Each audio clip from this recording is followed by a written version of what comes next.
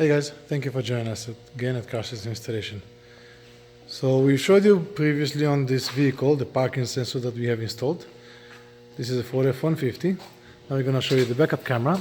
We have installed the camera that sits inside the emblem, so it looks like factory, clean and nice. You cannot see it from outside, cannot damage it by mistake. We also installed the Pioneer AVIC7201 as a radio system. We have used the Maestro module for this vehicle. So when you put the vehicle in reverse, we have the picture of the camera showing us here. On the AVIC7201 we also have all the Maestro features that gives us the vehicle features. So we're going to press on the menu here. I'm going to go to AV. We have car features.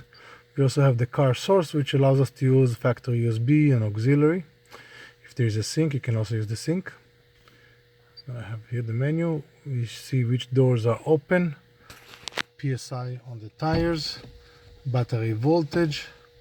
We have some gauges here. We have different features on this system. The system also has Bluetooth, USB, has the CarPlay and the Android Auto. You can always find Pioneer system and other systems at Car System Installation. Subscribe to our channel and we'll see you next time. Have a great day.